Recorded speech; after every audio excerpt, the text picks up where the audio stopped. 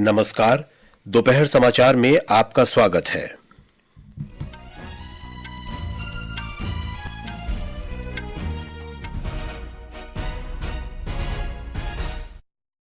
प्रधानमंत्री नरेंद्र मोदी ने युवाओं से बुजुर्गों को साइबर धोखाधड़ी से बचाने के लिए आगे आने को कहा। श्री मोदी ने दोहराया कि डिजिटल अरेस्ट का कोई प्रावधान नहीं। आकाशवाणी पर मन की बात में प्रधानमंत्री ने गैर राजनीतिक पृष्ठभूमि के युवाओं से राजनीति में शामिल होने का आग्रह किया। 1 लाख युवाओं को राजनीति से जोड़ने के लिए विशेष अभियान चलाए जाएंगे।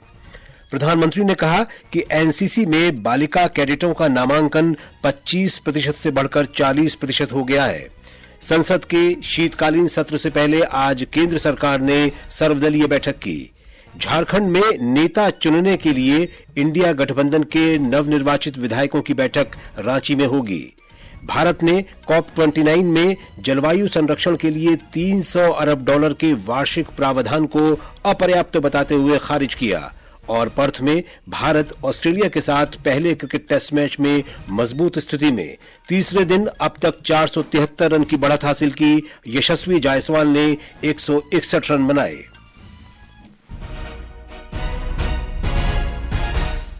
दोपहर समाचार के साथ मैं विशाल शर्मा।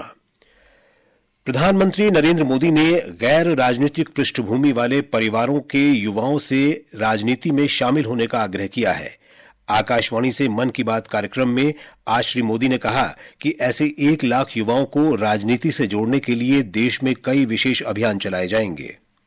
अगले साल स्वामी विवेकानंद जी की 162वीं जयंती है। इस बार इसे बहुत खास तरीके से मनाया जाएगा। इस अवसर पर 11-12 जनवरी को दिल्ली के भारत मंडपम में युवा विचारों का महाकुंभ होने जा रहा है और इस पहल का नाम है Viksit Bharat young leaders dialogue. Bharat भर से करोड़ों युवा इसमें भाग लेंगे। गांव, ब्लॉक, जिले, राज्य और वहां से निकलकर के चुने हुए ऐसे 2000 युवा भारत मंडपम में विकसित भारत यंग लीडर्स डायलॉग के लिए जुटेंगे। प्रधानमंत्री ने निस्वार्थ भाव से समाज के लिए काम करने वाले युवाओं के बारे में बात की। उन्होंने डिजिटल जीवन प्रमाण पत्र के मामले में वृद्ध जनों की सहायता करने वाले लखनऊ के वीरेंद्र की प्रशंसा की।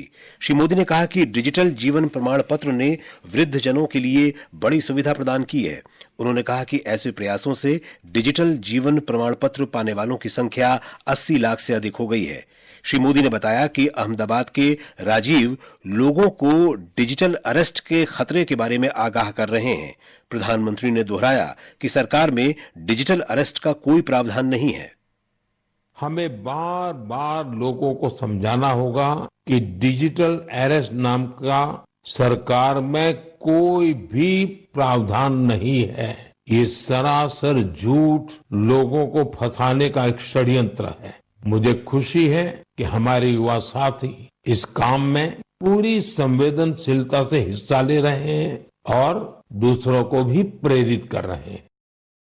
आज राष्ट्रीय कैडेट कोर दिवस पर श्री मोदी ने कैडेट के रूप में अपने दिनों का स्मरण किया। श्री मोदी ने कहा कि एनसीसी युवाओं में अनुशासन, नेतृत्व और सेवा की भावना पैदा करती है। प्रधानमंत्री ने युवाओं से अधिक संख्या में एनसीसी से जुड़ने का आग्रह किया। 2014 में करीब 14 लाख युवा एनसीसी से जुड़े थे। अब 2024 में 20 लाख से ज्यादा युवा एनसीसी से जुड़े हैं। पहले के मुकाबले 5000 और नए स्कूल कॉलेजों में अब एनसीसी की सुविधा हो गई है। पहले एनसीसी में गर्ल्स कैडेट्स की संख्या करीब 25% के आसपास ही होती थी। अब एनसीसी में गर्ल्स कैडेट्स की संख्या 40% हो गई है। बॉर्डर किनारे रहने वाले युवाओं को ज्यादा से ज्यादा एनसीसी से जोड़ने का अभियान भी लगातार जारी है। प्रधानमंत्री ने कहा कि दुनिया भर के दर्जनों देशों में लाखों भारतीय हैं जिनके पूर्वजों की अपनी अपनी कहानियां हैं। उन्होंने लोगों से ऐसी कहानियों की तलाश करने का आग्रह किया। श्री मोदी ने लोगों से इन कहानियों को नमो ऐप या mygov.in पर साझा करने का आग्रह किया। प्रधानमंत्री ने कहा कि जैव विविधता को बनाए रखने में गौरैया की प्रमुख भूमिका है। उन्होंने बढ़ते शहरीकरण के कारण शहरों में गौरैया के अस्तित्व पर खतरे पर चिंता व्यक्त की। प्रधानमंत्री ने बच्चों के जीवन में गौरैया को वापस लाने के लिए किए जा रहे कुछ अनूठे प्रयासों के उदाहरण भी दिए। श्री मोदी ने कहा कि एक पेड़ मां के नाम अभियान ने केवल 5 महीनों में 100 करोड़ पेड़ लगाने की महत्वपूर्ण उपलब्धि प्राप्त कर ली है। प्रधानमंत्री ने पूरे देश के लोगों के इस अभियान में भाग लेने पर प्रसन्नता व्यक्त की। इस अभियान ने 100 करोड़ पेड़ लगाने का अहम पड़ाव पार कर लिया है, वो भी सिर्फ 5 महीनों में। ये हमारे देशवासियों के अथक प्रयासों से ही संभव हुआ है। एक पेड़ मां के नाम अभियान अब दुनिया के दूसरे देशों में भी फैल रहा है।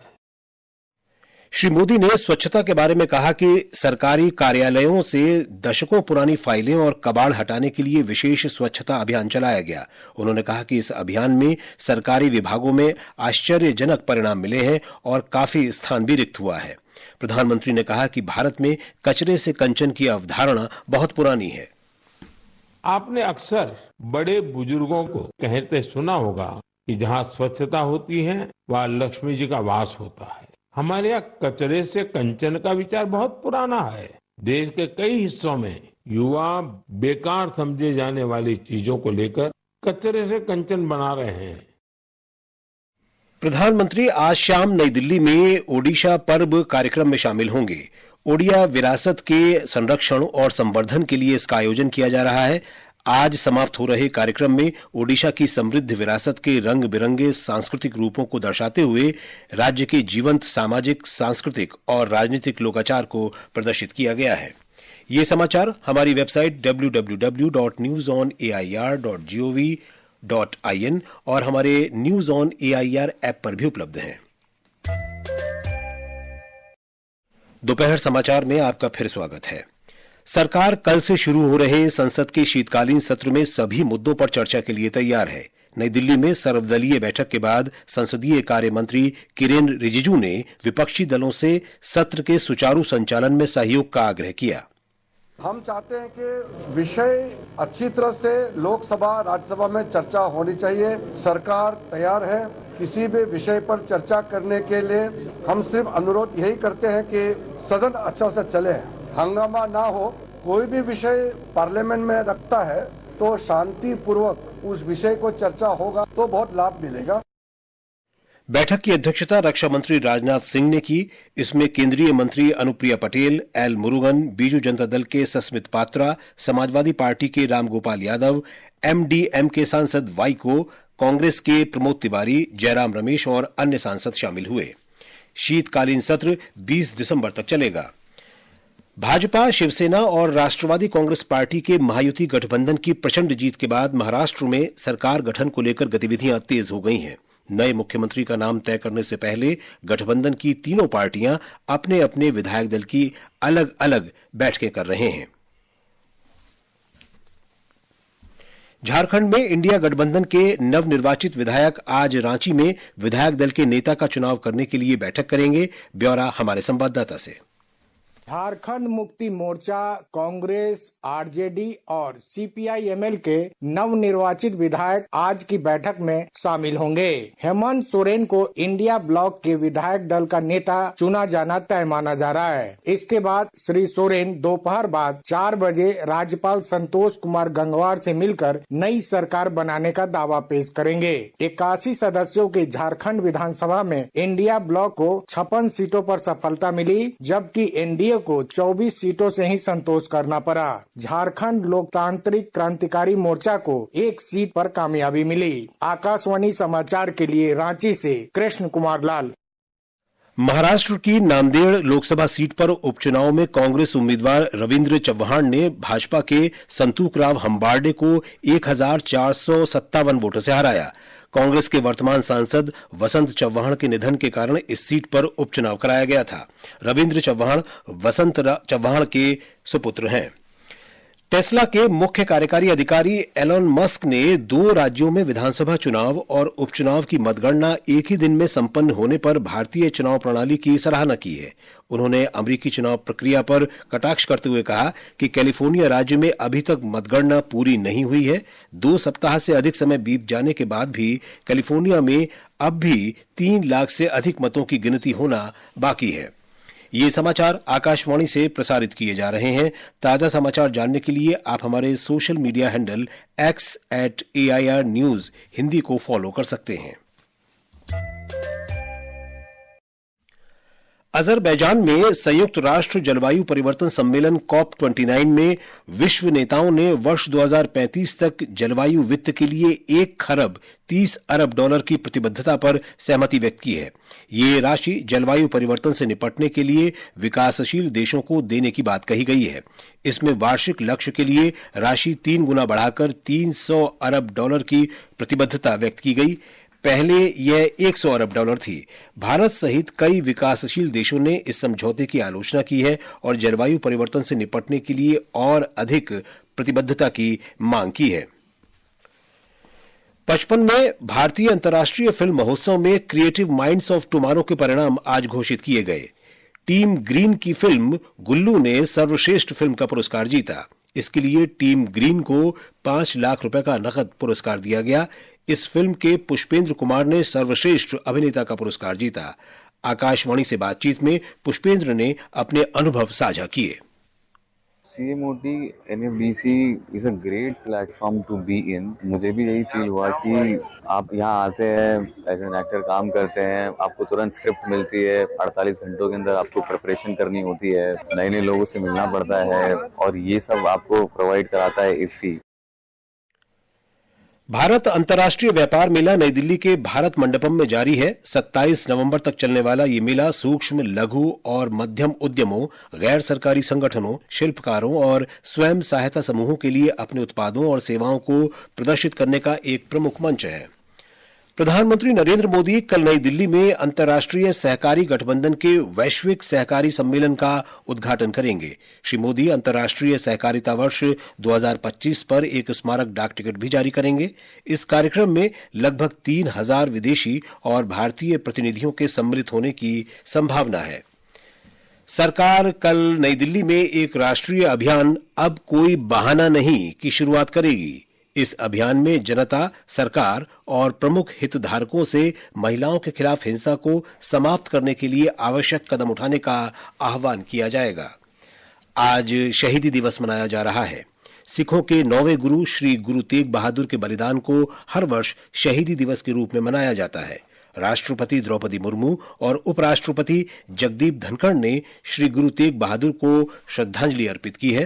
राष्ट्रपति ने कहा कि गुरु तेग बहादुर एक महान आध्यात्मिक मार्गदर्शक और सच्चे देशभक्त थे। उन्होंने प्रेम और एकता को बढ़ावा दिया और लोगों को सच्चाई और न्याय के लिए लड़ने के लिए प्रोत्साहित किया। उपराष्ट्रपति ने कहा कि गुरु तेग बहादुर साहस और निस्वार्थ बलिदान का एक उज्जवल प्रतीक है। मौसम विभाग ने अंडमान और निकोबार द्वीप समूह में आज तेज बारिश का अनुमान व्यक्त किया है। तमिलनाडु, पुदुचेरी, कराईकल, केरल, माहे, तटीय आंध्र प्रदेश, यनम और रायलसीमा में भी अगले 4 से 5 दिनों के दौरान मूसलाधार वर्षा की संभावना है। बंगाल की खाड़ी, अंडमान सागर और आसपास के क्षेत्रों में आज तूफान आने की संभावना व्यक्त की गई है और मछुआरों को इन क्षेत्रों में न जाने की सलाह दी गई है। पर्थ में ऑस्ट्रेलिया के साथ बॉर्डर गावस्कर ट्रॉफी के पहले क्रिकेट टेस्ट मैच के तीसरे दिन भारत ने दूसरी पारी में ताजा समाचार मिलने तक 6 विकेट पर 459 रन बना लिए हैं। भारत ने 505 रन की मजबूत बढ़त हासिल कर ली है। यशस्वी जायसवाल ने 161 रन की शानदार पारी खेली। KL राहुल ने 77 और देवदत्तर पडिक्कल ने 25 रन बनाए। अंत में मुख्य समाचार एक बार फिर। प्रधानमंत्री नरेंद्र मोदी ने युवाओं से बुजुर्गों को साइबर धोखाधड़ी से बचाने के लिए आगे आने को कहा। श्री मोदी ने दोहराया कि डिजिटल अरेस्ट का कोई प्रावधान नहीं। आकाशवाणी पर मन की बात कार्यक्रम में प्रधानमंत्री ने गैर राजनीतिक पृष्ठभूमि के युवाओं से राजनीति में शामिल होने का आग्रह किया।